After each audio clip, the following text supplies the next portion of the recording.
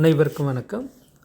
PGTRB எஜுகேஷனில் பார்த்தீங்களா, unit 2ல் sustainable development கோல் 2020ன்னு ஒரு ஹெட்டிங் இருக்குது. யுனைடெட் நேஷன் சஸ்டைனபிள் டெவலப்மெண்ட், நீடித்த நிலையான வளர்ச்சி 2000. இங்கிலீஷ் அண்ட் தமிழ்லேயே உங்களுக்கு அந்த 17 கோல்ஸும் அதனுடைய வரலாறும் உங்களுக்கு தெளிவாக கொடுக்குறோம். இதை பார்த்துக்காங்க, ரொம்ப யூஸ்ஃபுல்லாக இருக்கும். ஒரு கொஷின் கேட்கறதுக்கான வாய்ப்பு இருக்குது. ஓகேங்களா?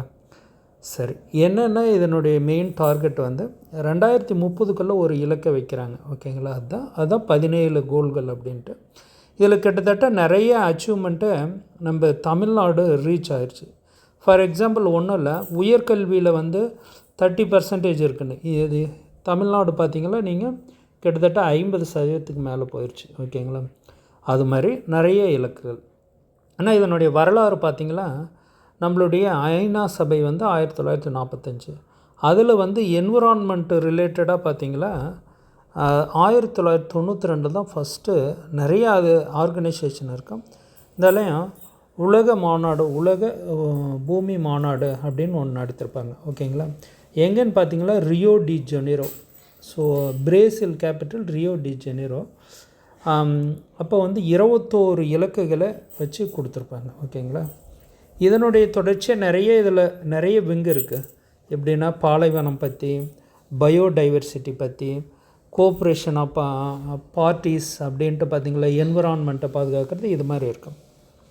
இதில் மேஜராக பார்த்திங்களா ஒரு 2 இலக்குகளை கொடுத்தாங்க. அதில் ஒன்று பார்த்திங்களா நம்ம ரிலேட்டடாக 2000 ஆண்டு மில்லேனியம் சம்மிட், இந்த மில்லேனியம் டெவலப்மெண்ட் கோல்ஸ் அப்படின்னு இருக்கும். ஸோ 8 மில்லேனியம் டெவலப்மெண்ட் கோல்ஸ் அப்படின்ட்டு. ஓகேங்களா? இது எப்போ டார்கெட் வைக்கிறாங்கன்னா 2012க்குள்ளே இருக்கணும். 2000 வைக்கிறாங்க, 2012க்குள்ளே அச்சீவ்மெண்ட் அடையணும் அப்படின்னு. அதுதான் சஸ்டைனபிள் டெவலப்மெண்ட் கோல் 2005. ஸோ ஒன்று நம்ம எம்டிஜிஸ், இப்போ எப்படி எஸ்டிஜின்னு இருக்குது, எஸ்டிஜின்னு, அதே போல் எம்டிஜி மில்லேனியம் டெவலப்மெண்ட் கோல்ஸ் 2000 வைக்கிறாங்க, 2012 இலக்கை வைக்கிறாங்க. ஓகேங்களா? அதுக்கு அடுத்து தான் அதில் ஓரளவு அச்சீவ்மெண்ட் ஆனது 2015 நாம் இப்போ இருக்கிற சஸ்டைனபிள் டெவலப்மெண்ட் கோல் 193 யுனைடெட் நேஷன் மெம்பர்ஸ் மீட்டிங் போட்டு 17 கோல்ஸை 2030க்குள்ளே அச்சீவ் பண்ணோம் உலகம் முழுக்க அப்படின்றத குறிப்பிடுறாங்க. ஸோ அதுதான் இதனுடைய வரலாறாக இருக்கும். ஓகேங்களா? நம்ம பார்க்கலாம். தமிழில் பார்த்திங்க, நீடித்த நிலையான வளர்ச்சின்னு சொல்லுவாங்க, வளங்குன்ற வளர்ச்சி குறிக்கோள் அப்படின்னு சொல்லுவாங்க. சஸ்டைனபிள் டெவலப்மெண்ட் கோல் ஒன்றும் இல்லை, இருக்கிற இயற்கை வளங்களை இப்போவே நம்ம பயன்படுத்தினா எதிர்கால சந்ததியினர் என்ன பண்ணுவாங்க, அதுதான் ஒரு மேஜரு. ஸோ அவங்களுக்கும் வச்சுட்டு நாம்ளும் கொஞ்சம் எடுத்து யூஸ் பண்ணணும் அப்படின்றது தான் இது. 2015ஆம் ஆண்டு ஐநா மூலமாக 2030 ஒரு இலக்காக வச்சாங்க அப்படின்றது தான். இதுக்கு முன்பாக பார்த்திங்களா 2000 to 2015, 12க்குள்ளே அது 15 வரைக்குமே எக்ஸ்டெண்ட் பண்ணாங்க. ஓகேங்களா? அந்த ஒரு இலக்கு தான், அதான் ஒரு கோல்ஸு. உலகம் முழுவதும் அமைதி, வளம், சுற்றுச்சூழல் பாதுகாப்புக்கான கட்டமைப்பையே வழங்குகின்றன. சரி, இதுக்கான ப்ரீவியஸ் சில மாநாடுகள்லாம் இந்த பாருங்கள். 1992 இதெல்லாம் கொஷின் கேட்கலாம். Rio de Janeiro Earth Summit agenda 21 declaration அப்படி. 2000 மில்லேனியம் சம்மிட் 2000 8 எம்டிஜி வெளியீடு. 2012 ரியோ டிஜி மாநாடு.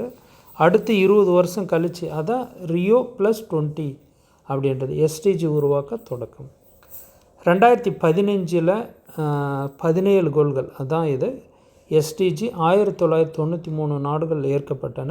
அந்த 17 கோல்களை நம்மக்கிட்ட கொஷினை கேட்கலாம், அல்லது 2015 கேட்கலாம், அல்லது நமக்கு எம்டிஜி எந்த ஆண்டில் தோற்றம் முடிவுன்னு கேட்கலாம். 2000 இது இலக்கு 2012 2015, அடுத்து 15 ஆண்டுகளில் இதனுடைய தொடர்ச்சி. இது ஒரு கொஷினை கேட்கலாம். இந்த 17 இலக்குகளை உங்களுக்கு பாருங்கள், ஒரு தமிழ் அண்ட் இங்கிலீஷில் உங்களுக்கு டேபிளர் காலம் மாதிரி இருக்கும்.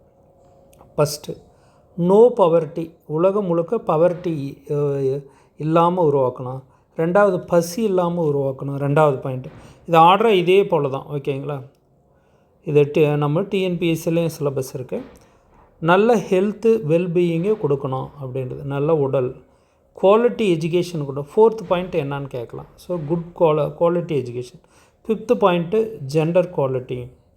பாலின சமத்துவமாக க்ளீன் அண்டு வாட்டர் சானிடேஷன், தூய்மையான குடிநீர் மற்றும் கழிப்பறை வசதி கொடுக்கணும் அப்படின்றது. ஸோ இது 6th கோல். ஓகேங்களா.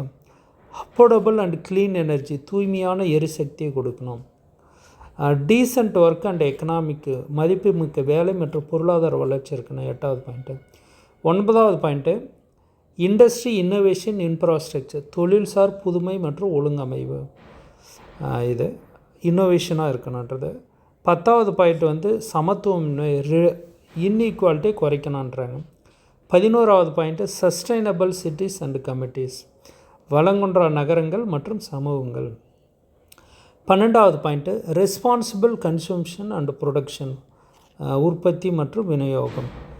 13வது பாயிண்ட்டு கிளைமேட் ஆக்ஷன், மாற்றத்திற்கு உட்பட்ட, காலநிலை மாற்றத்துக்கு உட்பட்டவை.